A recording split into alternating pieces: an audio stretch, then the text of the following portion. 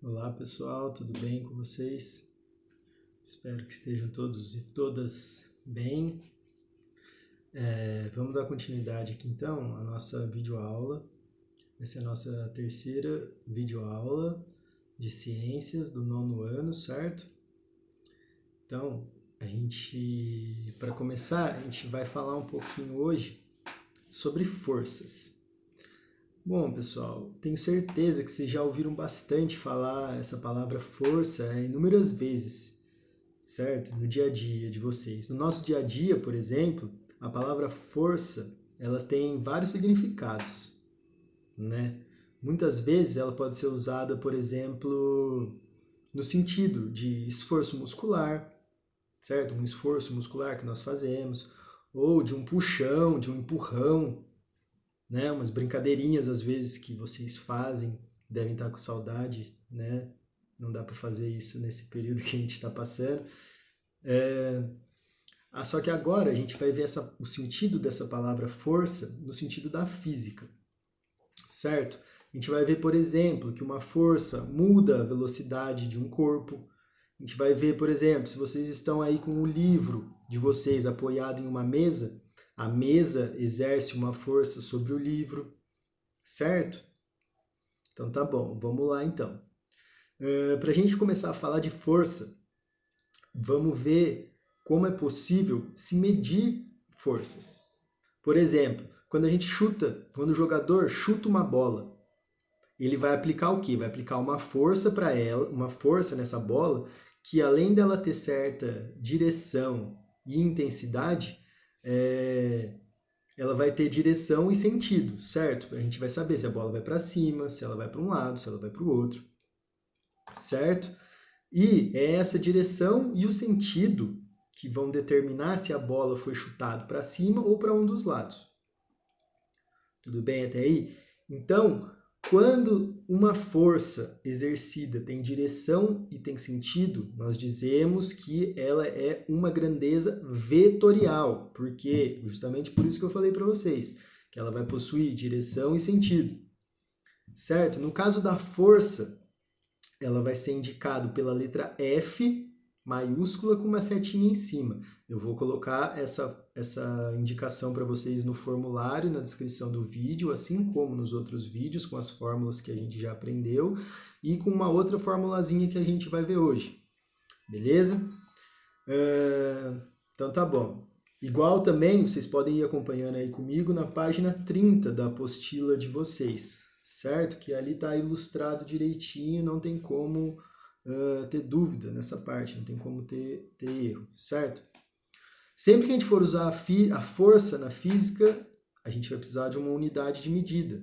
A unidade de medida, quando falamos de forças, vai ser sempre o Newton, no Sistema Internacional de Medidas, que eu já falei sobre eles para vocês, vai ser indicado pelo Newton, que na nossa formulinha vai ser indicado pela letra N, beleza? Só isso até aí. F com a setinha em cima, grandeza vetorial de força, N de Newton, beleza? E um aparelho que foi inventado para se medir a força é o dinamômetro, que nós vamos falar um pouquinho dele mais para frente, certo? E ele também está ilustrado na página 30, lá da apostila, beleza? Tudo bem até aqui? Então vamos continuar. Quando duas forças, por exemplo, são exercidas na mesma direção e no mesmo sentido, seus efeitos vão se somar, não é? Se a gente quer empurrar um objeto, então eu e mais uma pessoa, vou convidar um de vocês aí para me ajudar a empurrar uma carteira na sala para outro lugar. É muito mais fácil duas pessoas moverem esse objeto do que uma só pessoa, certo? Por exemplo, duas pessoas empurrando um carro, exercendo sobre ele uma força de 50 newtons. Eu estou determinando para vocês essa força de 50 newtons. No total, está sendo aplicado sobre esse carro uma força de 100 newtons, ou seja, cada um somou a sua força que estava exercendo ali, 50 newtons de uma pessoa e 50 newtons de outra pessoa, sobre o carro foi exercida uma força de 100 newtons, certo? Então, se duas forças são aplicadas no mesmo ponto, na mesma direção e no mesmo sentido, a intensidade dessas forças vai fazer o quê? Vai se somar, certo? Então, a intensidade vai ser igual à soma das forças, igual nesse exemplo do carro, beleza? Essa soma das forças ela é chamada de força resultante, que nós podemos chamar só de resultante, que vai ser igual a força 1 mais a força 2.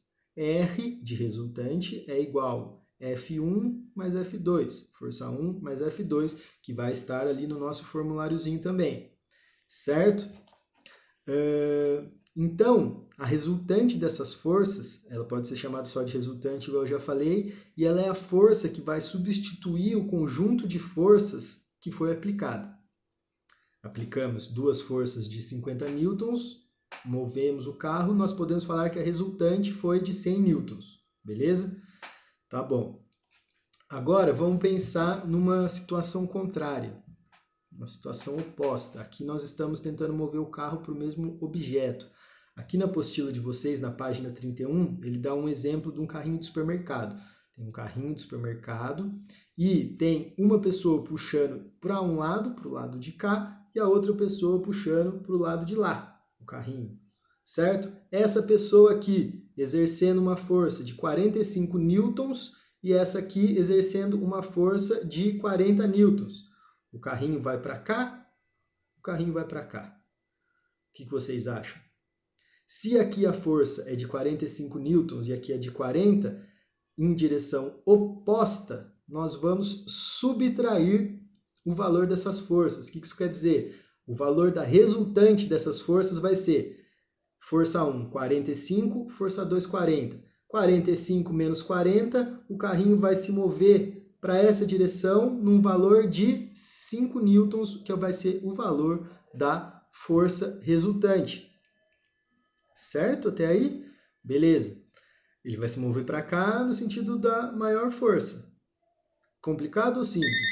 Só a gente conseguir lembrar, certo? Que se for no mesmo sentido, as forças vão se somar, e se forem em sentidos opostos, as forças irão se subtrair. Beleza, pessoal? Eu vou deixar na descrição do vídeo, igual eu já falei, o formulário para vocês certinho, tudo explicadinho, valor, fórmula, indicando o significado de cada um desses símbolos, certo?